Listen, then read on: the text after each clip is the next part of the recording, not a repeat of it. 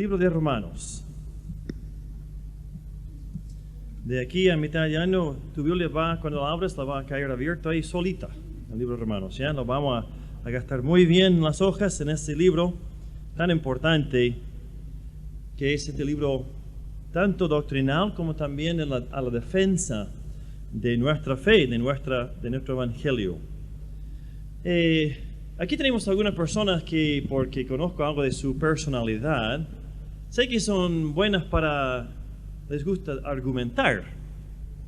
No dije pelear, argumentar. Me refiero que sé que hay personas acá que son capaces para pensar en argumentos y desarrollar lógica, y desarrollar las ideas, desarrollar la defensa o la presentación de una idea. No sé cuántos de ustedes son así, no levanten la mano, por favor, porque después capaz que alguien te diga algo después. Pero yo no sé si alguna vez te ha tocado tratar o te metiste en un argumento con alguien de repente en cuanto a la iglesia, por ejemplo.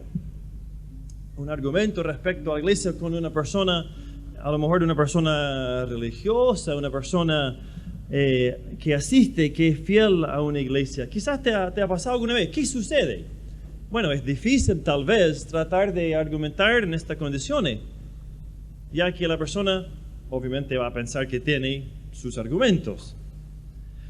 O tal vez quizás quienes son aquí los teólogos, los que les gusta leer teología. Yo estoy conociendo un poco a un joven nuevo que nos visita, Travis. You like to read theology, right? A Travis le gusta leer la teología, y quizás hay otro también que le gusta leer Juan Calvino, o quizás leer C.S. Lewis, o ¿cómo se llama? El mismo Schaeffer también, otros teólogos, Bancroft y todos aquellos, Riley. Pero cuando tú te metes en un argumento con alguien respecto a la teología, a veces cuesta llegar a alguna conclusión, ¿no es cierto? Porque cuando estás tocando temas que son realmente un tema por el cual uno siente una pasión, entonces es fácil quizás emocionarse, y como que se empieza a acelerar un poco el corazón y empieza quizás a sentir un poco a lo mejor de molestia de repente, o un poco de inquietud. ¿Y qué pasa? El argumento se puede ir más o menos fácilmente hacia un lado de un argumento más emocional que de los hechos. ¿Qué pasa cuando uno trata de argumentar con la Biblia? Bueno, ahí es otra cosa, ¿o no? ¿Qué pasa si tú y yo estamos con la Biblia frente nuestro y empezamos a argumentar un tema? ¿Qué tiene que entonces primar? Bueno, la Biblia. ¿Sabes qué? Pablo también, el apóstol Pablo, entre sus lectores tenía personas que querían presentar argumentos. Y eso es lo que está en capítulo 3 esta mañana, donde nos toca esta mañana en el estudio que estamos haciendo de este libro, Romanos, el libro del corazón liberado. Pero en este momento, ya después de 2 capítulos de silencio, parece, los que están allá en Roma, tal vez judíos, y seguramente personas conocedoras de la Biblia, o de la religión, o del Antiguo Testamento, empiezan a presentar argumentos. Esta es una carta en ese sentido que podríamos llamarla una carta interactiva, porque hay muestras, y aquí está una de ellas, que Pablo trata de responder a las dudas de sus lectores. Inclusive, este punto que él va a tocar acá, uno de los puntos en particular, el segundo de los 3, lo va inclusive a dedicar 3 capítulos enteros luego en su mismo libro de Romanos para responderlo a fondo. Y esos capítulos son 9, 10 y 11, cuando se trata de las promesas de Dios a Israel. Aquí vemos que, los lectores de Pablo empezaron a argumentar con él, con preguntas, podemos decir, muy entendibles en cierta forma, pero por otro lado muy equivocadas. Yo tendría que llamarlo quizás algunos huecos argumentos en frente al evangelio de la fe.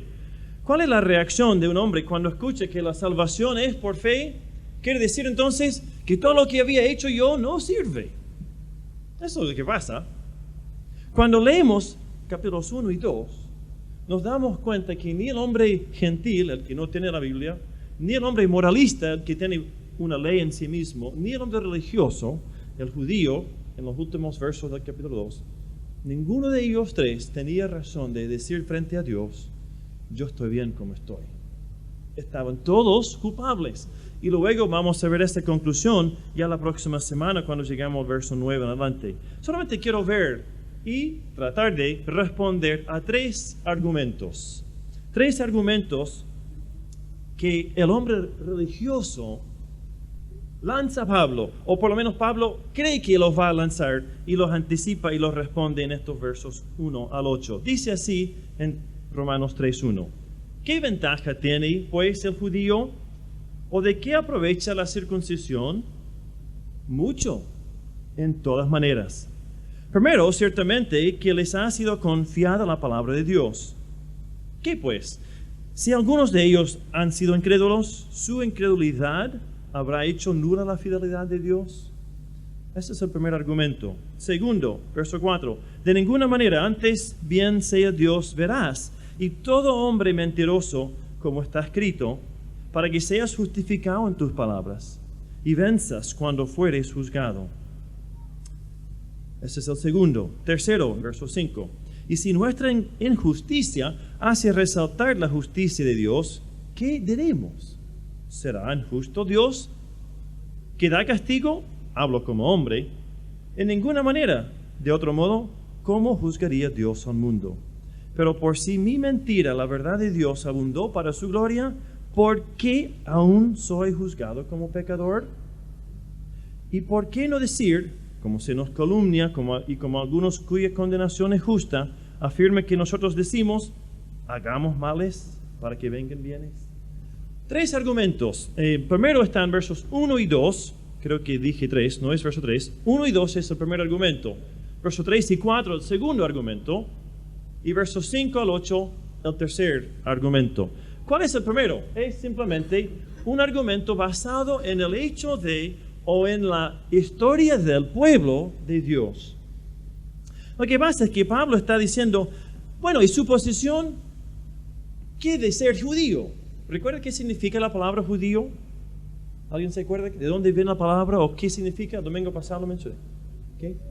De Judá. ¿Y qué? Alabado. Muy bien. Significa ser alabado de Dios. Pablo plantea la pregunta de sus lectores, una pregunta hipotética, pero seguramente real en sus mentes. Entonces, ¿por qué ser judío? ¿De qué vale? ¿Se da cuenta de lo que pasa? ¿Por qué plantean esa pregunta? Porque ya recién dijo en verso 17, al final del capítulo 2, el judío igualmente está condenado. ¿Cuál fue la razón de eso? La razón fue que él tuvo que reconocer que el judío, o el que es alabado de Dios, lo es interiormente y no externamente. O sea que la religión externa de nada sirve. Pero aún así se le quiere argumentar su posición. Y no se puede ignorar, ¿no? No se puede simplemente pasar por alto. Es verdad que si tú y yo leímos el libro de Hebreos, leímos el libro de Deuteronomio, leímos el libro de Josué, ¿qué es lo que vemos? Vemos la obra de Dios con una nación, con una raza de personas, se llaman judíos o antes israelitas. Es verdad que tenían una posición muy privilegiada, de eso no podemos dudar.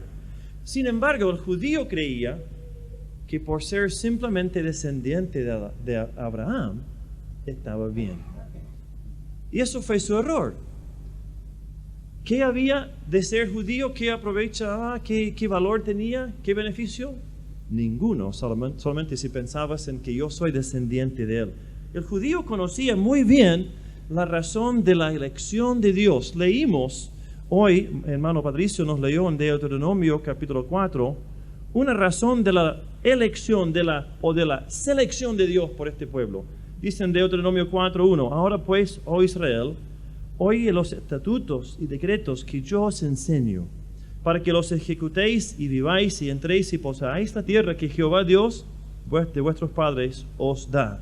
Y escucha lo que dice el verso 8. ¿Y qué nación grande hay que tenga estos estatutos y juicios justos como toda esta ley que yo pongo hoy delante de vosotros? O sea, Es verdad que tenían una posición muy privilegiada, es verdad que tenían la palabra de Dios, pero el pueblo de Israel era una nación en la cual Dios estaba queriendo manifestar su santa palabra, y ellos no la obedecieron. No la guardaron personalmente, más bien dependían de que, o confiaban que, porque el pueblo la adoraba, la escuchaba, la leían, la estudiaban, que estaban bien por eso. Qué error más triste, ¿no? Poseer la palabra de Dios, ser parte de un pueblo que en particular había recibido un privilegio y una responsabilidad, pero no lo sabían cuidar. Mira también que dice en Deuteronomio capítulo 6 y el verso 1 y 2. Estos pues son los mandamientos, estatutos y decretos que Jehová vuestro Dios mandó que os enseñase, para que los pongáis por obra en la tierra a la cual pasáis vosotros para tomarla, para que temas a Jehová tu Dios, guardando todos sus estatutos y mandamientos que yo te mando, tú, tu hijo y el hijo de tu hijo, todos los días de tu vida, para que tus días sean prolongados. Ahora, es verdad, había posición, privilegio, pero también había responsabilidad. Una responsabilidad grande. Dios les dio la palabra de Dios, y por ende, y eso es lo que Pablo inclusive dice en el versículo 2, eran, podemos decir, a quienes se les había confiado la palabra de Dios.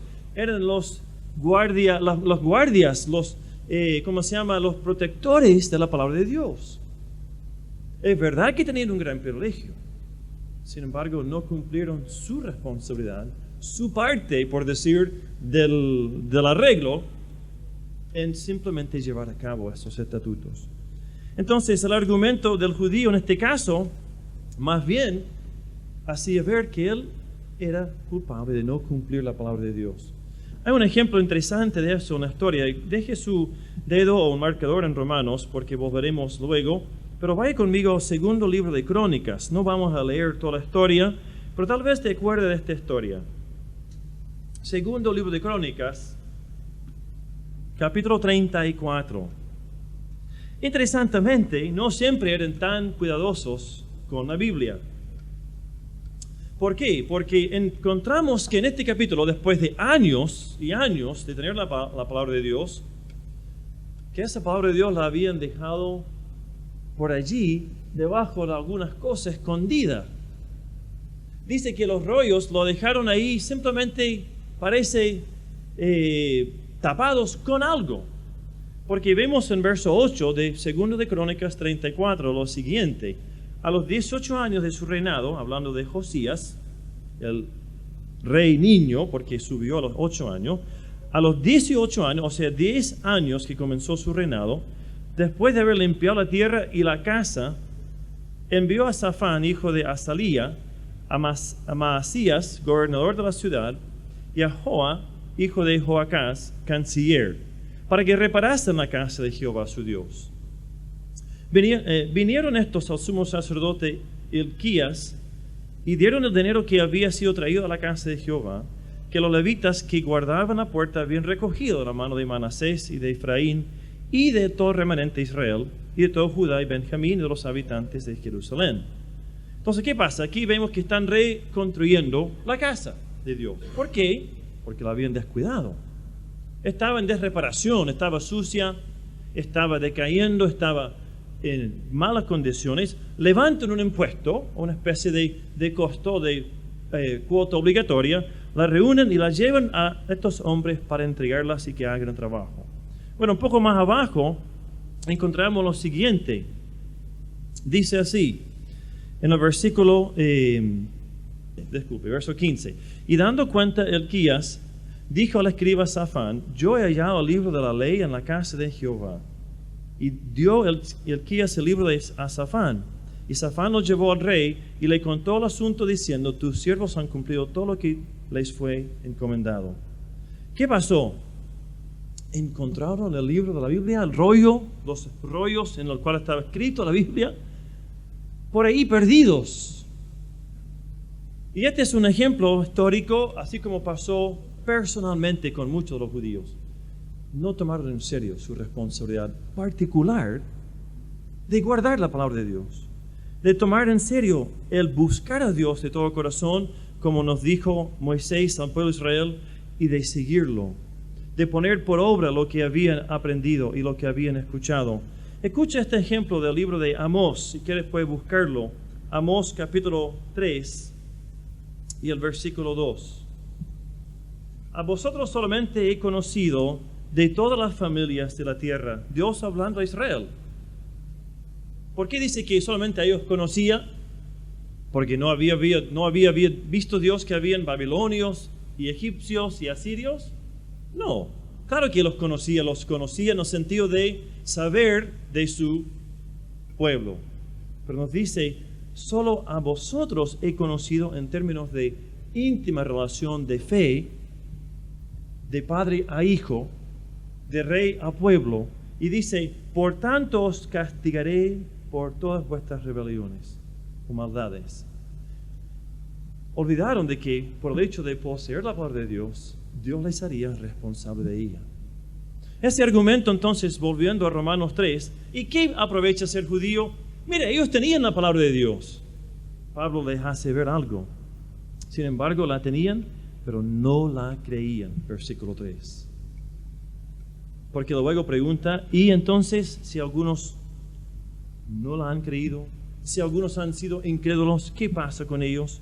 Bueno, el problema es que simplemente perdieron la oportunidad de gozar de la bendición personal de Dios en su vida. Ser de la raza judía, de la nación israelita, no les aseguraba la bendición de Dios personal en su propia vida.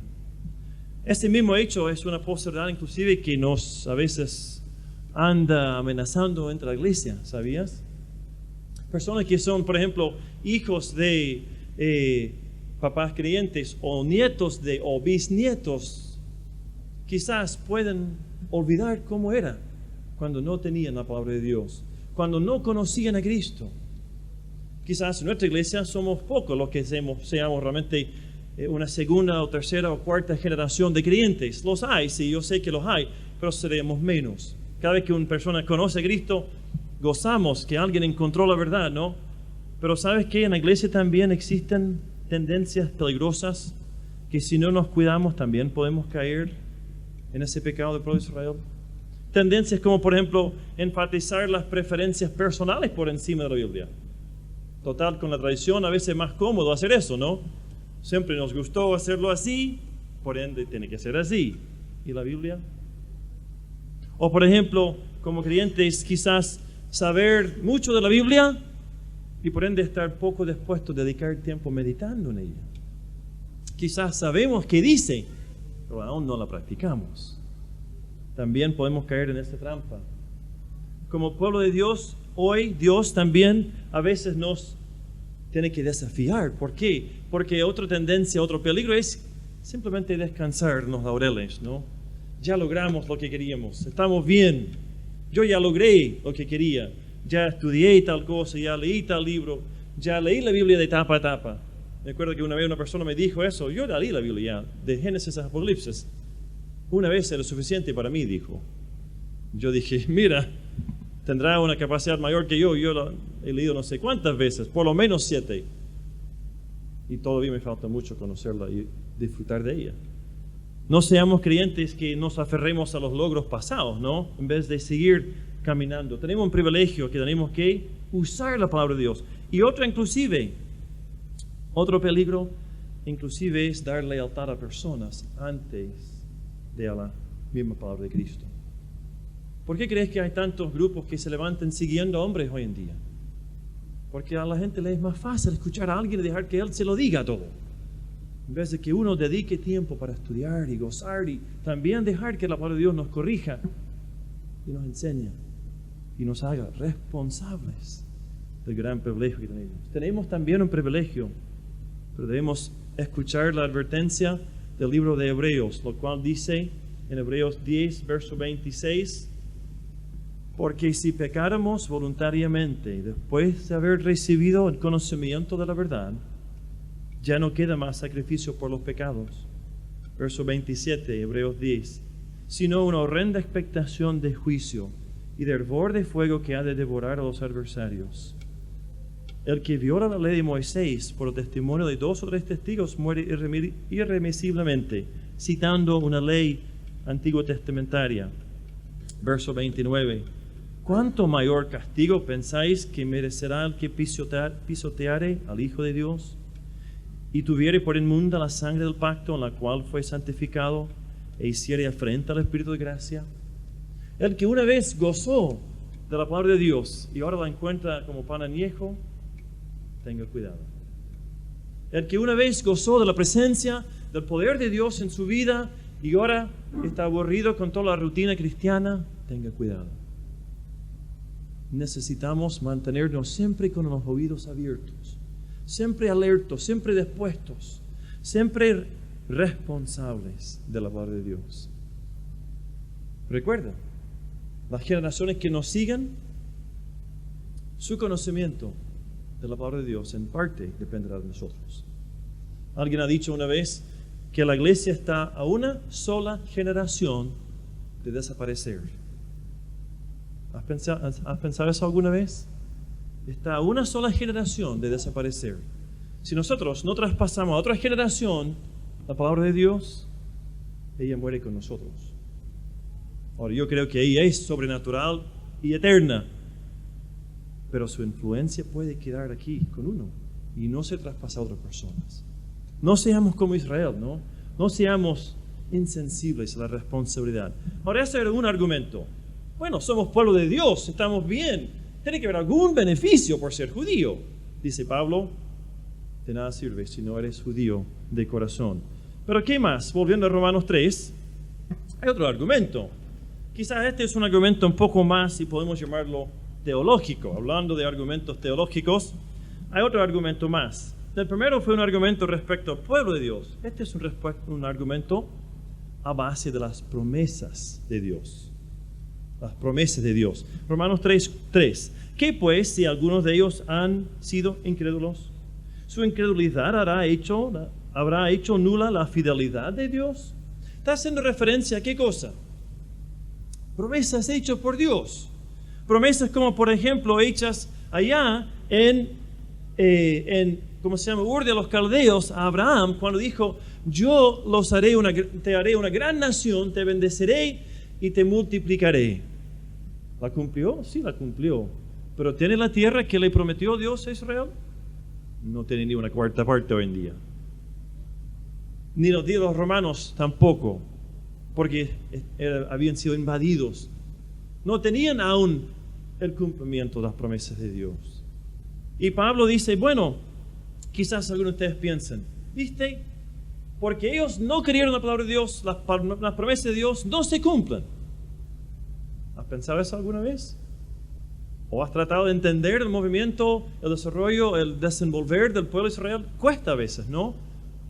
Entre paréntesis, yo no sé si te gusta estudiar del pueblo de Israel y de su desarrollo actual, pero nos llega una revista ahora desde hace pocos meses en castellano, Israel mi gloria, y nos llega copias allá en la oficina, ¿eh? Se prestan, y si tú quieres estudiar, excelente revista para ayudar en eso.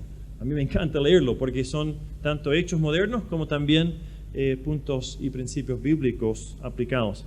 ¿Qué pasa con el pueblo? ¿Se va a ver algún día que tenga su reino, que tenga su trono, que tenga su rey? Sí, se va a cumplir. Y este es el punto que Pablo luego tiene que dedicarle más tiempo. Es un punto que quizás estaba confundiendo a gente, especialmente a los judíos cristianos en su día. No me sorprende porque también hoy en día hay personas que lo confunden. Algunos dicen, no, pero la iglesia ha recibido todas las promesas de Israel, porque Israel pecó, Israel perdió la oportunidad. Pero no es así. Romanos 9, 10 y 11, léelo quizás hoy en la tarde o esta semana, reitera que aunque el pueblo haya sido rebelde, y aunque haya sido como un barro en la mano del alfarero, lo cual no quiere cooperar con ese alfarero, aunque sea así, Dios hará cumplir sus promesas. Él hará que ese pueblo sea un pueblo que exalte su nombre. Lo que pasa es que respecto a las promesas nacionales, hay una cualidad incondicional. Las promesas, por ejemplo, de Dios a Moisés en Deuteronomio 33, respecto a la tierra. O las promesas dadas en lo que se llama el pacto de David, segundo de Samuel, capítulo 7. O las promesas inclusive de que Él pondrá el Espíritu Santo de Dios en todo el pueblo, Jeremías 33. Todas son promesas incondicionales que Dios hará cumplir. Sin embargo, cuando escuchamos de otras promesas, nos damos cuenta que, sin embargo, Dios no pasa a llevar la voluntad de las personas. Por ejemplo, vaya conmigo a Isaías. Vemos dos ejemplos de sus promesas personales. Isaías 55. Como se dan cuenta, este pequeño trozo de la Biblia de Romanos nos tiene que insertar, ¿verdad?, en mucho de la historia del pueblo de Israel, y vamos a ver un par de ejemplos nomás. Isaías 55, verso 6. Buscad a Jehová mientras puede ser hallado. Llamadle en tanto que está cercano. Deje el impío su camino y el hombre inicuo sus pensamientos, y vuélvase a Jehová, el cual tendrá de él misericordia, y al Dios nuestro, el cual será amplio en perdonar. Eso es una promesa no incondicional, más bien es condicional. Eso depende de que él o ella, quien busca a Dios, le busque de todo corazón, vuelva a Él libremente y se comprometa con el Señor. Y en esas condiciones, entonces, las promesas de Dios, en algunos casos, como este, dependían de la persona. Entonces, Pablo pregunta, bueno, ¿y si hayan sido infieles o incrédulos en las promesas? ¿Qué pasa entonces? ¿Ya las promesas de Dios no valen? No, todavía valen. Pero Dios está esperando que la persona responda por fe. Otro ejemplo, Zacarías 12. Estamos tramitando aquí o transitando en algunos de los antiguos profetas, ¿verdad? Zacarías 12. También está ahí en ese grupo de profetas menores. Capítulo 12, versículo 10. Escucha esta promesa. Esto vendría a ser una promesa que Dios tiene reservada para un momento preciso. Dice así: y derramaré sobre la casa de David y sobre los moradores de Jerusalén espíritu de gracia y de oración. Y mirarán a mí, a quien traspasaron, y llorarán como se llora por hijo unigénito, afligiéndose por él, como quien se aflige por el primogénito. ¿Eso ha pasado? Todavía no. Pero es una promesa que Dios cumplirá en su momento oportuno.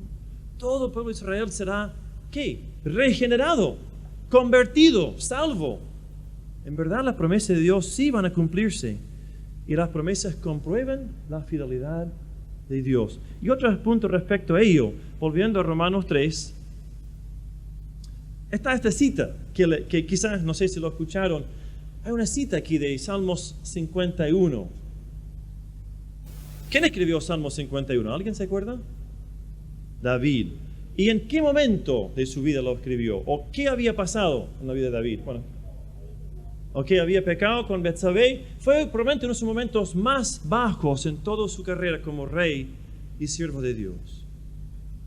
Y escucha lo que dice David, aún en ese momento de incredulidad por haber pecado contra Dios. Dice así, él está citando Romanos 3, verso 4, para que seas justificado en tus palabras y venzas cuando fueres juzgado. ¿Sabe qué está diciendo? David está diciendo simplemente, el día se va a ver que yo en mi pecado tenga que admitir que tenías la razón, tú Dios.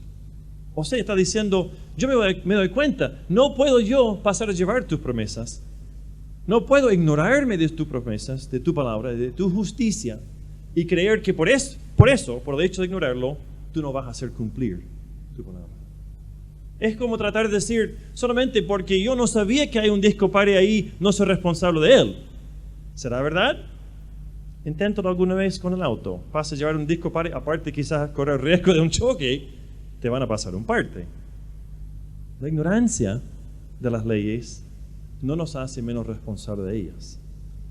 Y la ignorancia de las promesas de Dios, o tratar de, tal vez voluntariamente, ignorar las promesas y el plan y la norma de Dios, no nos hace menos responsables.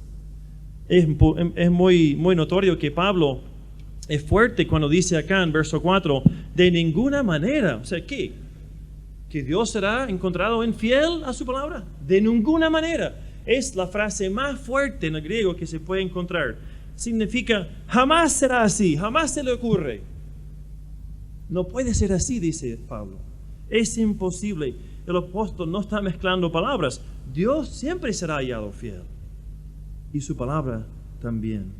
Y cuando Pablo citó a David, está haciendo ver a uno de los más grandes hombres de Dios en todos los tiempos. Tuvo que humildemente reconocer que estaba mal delante de Dios. Tuvo que reconocer su error. Así también sea en nuestras vidas, ¿no? No importando quizás cuántas veces hayamos sido insensibles a la promesa de Dios, a su palabra, a sus mandatos. No importa cuántas veces quizás hayamos tratado de poner una mano de barniz, ¿no? Y taparlos y ignorarlos. ¿Sabe una cosa? Se van a cumplir. Su palabra se va a cumplir. No podemos argumentar en contra, porque Dios hará. Vio a fines del año una cosa muy interesante, de los 80, perdón. Dijo que en nuestro afán como pueblos de entender y de saber qué quieren las masas, nos hemos apegado al uso de las estadísticas. Y nos hemos inclusive empezado a ver que los políticos, las autoridades y los gobernadores van desarrollando todas sus políticas de acuerdo a qué cosa. Las encuestas, las estadísticas, la opinión pública. Y Schaeffer dice algo así en su libro, así parafraseándolo en mis propias palabras. Cuando de Dios se trata y su palabra, no importa cuánta estadística esté en su contra, Dios siempre tendrá razón. Y la verdad es que Dios dice cosas que al pueblo no le gusta. Dice cosas en su palabra que a las naciones tampoco les caen bien. ¿Y por eso será que Dios no las haga cumplir? De ninguna manera, dice Pablo. No vivamos pensando que la opinión pública determine lo que está correcto y lo que está incorrecto. No vivamos como creyentes pensando que yo determino qué hago o qué no hago según lo que es aceptado en la sociedad. Porque si es así, pronto ya perderemos nuestra distinción como hijo de Dios. Una aplicación de este problema, de pensar en esta forma, como estos hombres que estaban pensando, bueno, si total ya la palabra de Dios no se ha cumplido, por ende, no importa lo que hagas. Algunos piensan así hasta inclusive hoy en nuestros días. Y debemos tener cuidado, no copiar ese pensamiento. No caer en esa trampa de que, bueno, Dios hará si quizás lo encuentra favorable. No, Dios cumple siempre su palabra.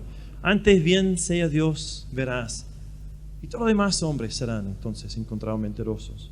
No importa cuánto dice o qué dice la estadística. Y hay un tercer argumento, brevemente. ¿Y qué entonces de la santidad de Dios?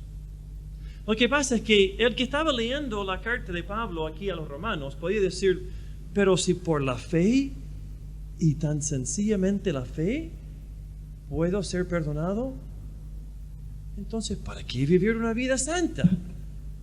¿Para qué tratar de vivir como persona correcta, como una persona santa, una persona, y de buena forma lo digo, como una persona piadosa? ¿Para qué entonces? Inclusive verso 5 dice, si nuestra injusticia hace resaltar la justicia de Dios, ¿qué pues haremos? ¿Por qué nos castiga Dios? En el fondo estamos poniendo énfasis en su justicia. ¿Se da cuenta del raciocinio que están haciendo acá? Esto se llama la lógica circular. Parten en un punto, dan la vuelta y terminan donde volvieron, donde comenzaron. Pero también he visto personas hoy día pensar así. Entonces, si la salvación es por gracia, es por fe, entonces vivo como quiera. ¿Cierto? O quizás te dirán, sí, entonces tú vas al cielo por solamente fe en Cristo, entonces no tienes que ir ni a la iglesia, ni a hacer nada, y empiezan así con su lista. ¿Qué es eso? ¿Eso es poner fe en Cristo? No, eso es libertinaje. Eso es tomar licencia. Eso es decir, bueno, Así que como Dios me perdona todo, hago lo que quiero. Otro argumento fallido, otro argumento falso. Un argumento respecto a la pureza. Y le estaban acusando a Pablo, inclusive mira lo que dice en verso 8. Algunos le estaban calumniando, diciendo que él enseñaba que no importaba qué hicieran, con tal que tuviesen fe. Suena como algunas personas que he escuchado por allí hoy en día. Para las personas que se encuentran en el mundo religioso. Pablo dice, me están acusando de decir que el evangelio es vivir como quieras, con tal que tengas fe. Pablo dice, de ninguna manera. Otra vez en versículo 6, en ninguna manera. Otra vez lo repite. De otro modo, ¿cómo juzgaría Dios al mundo? ¿De qué base o con qué base Dios va a juzgar entonces? Su justicia. Recuerda lo que dice capítulo 1, verso 17, porque en el evangelio la justicia de Dios se revela por fe y para fe. El evangelio no es conveniencia, no es poder hacer lo que tú quieras porque se te ocurra, ¿verdad? No es solamente hacer lo que se te antoja porque total soy salvo. Porque honestamente, hermanos, el que vive constantemente, habitualmente una vida de pecado, se le puede realmente cuestionar si es salvo o no. ¿Sabes por qué? Porque no está tomando en cuenta la justicia de Dios. Y está usando el evangelio de licencia como oportunidad nomás de pecar. Luego también Pablo desarrolla esta pregunta. ¿Sabe dónde está? Capítulo 6. ¿Qué pues diremos? Versículo 1. ¿Perseveraremos en el pecado para que la gracia abunde? Lo tiene que volver a tocar. ¿Se da cuenta? Porque también como cristianos a veces queremos tomar la salida fácil. Ahora en este punto, en capítulo 3, Pablo está argumentando 3 argumentos. Primero, el argumento por ser pueblo de Dios. Segundo, el argumento de las promesas de Dios. Y el tercero, el argumento de la pureza de Dios. ¿Y cuál es su conclusión? Versículo 7. Pero por si mi mentira, la verdad de Dios abunda para su gloria, ¿por qué aún soy juzgado como pecador? Pablo hace la pregunta que dicen ellos, ¿verdad? Entonces, ¿por qué no decir, y puedes saltar el paréntesis, hagamos más males para que vengan más bienes? ¿Cuál es la respuesta normal a eso? Versículo 9.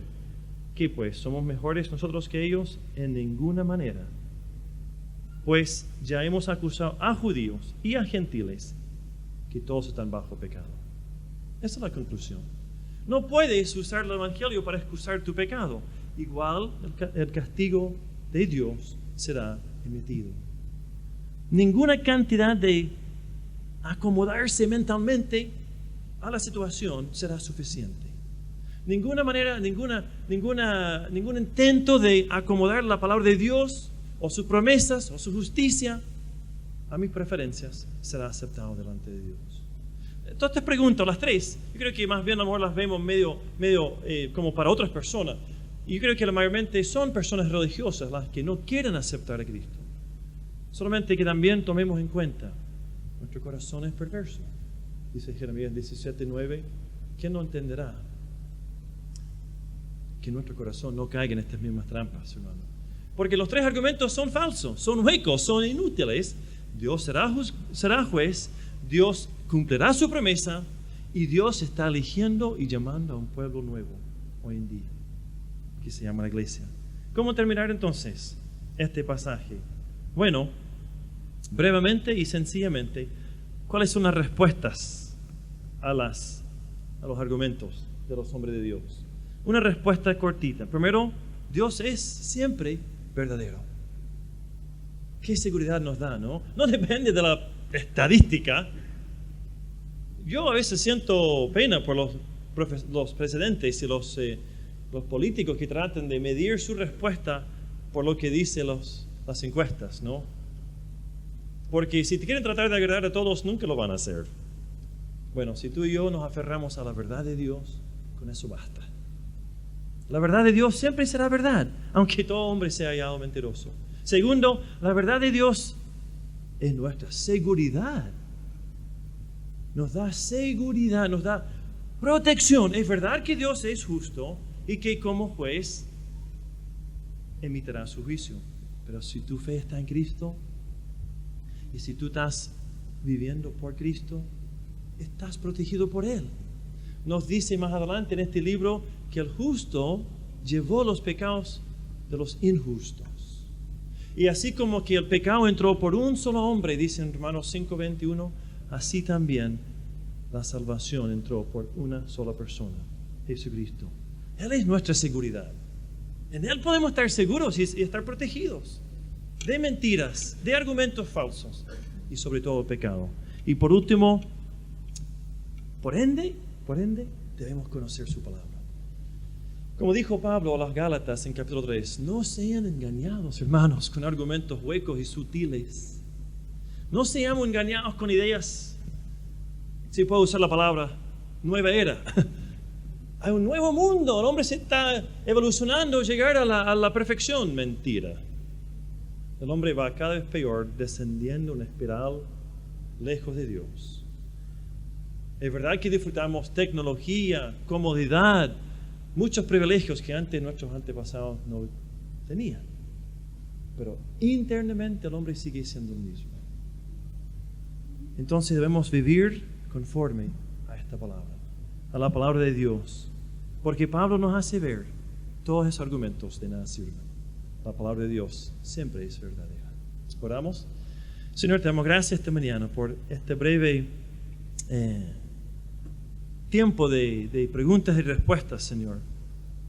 De que en tu palabra, Señor, también respondes a las dudas, a las inquietudes y en este caso, Señor, inclusive a los argumentos de personas que no querían aceptar tu palabra.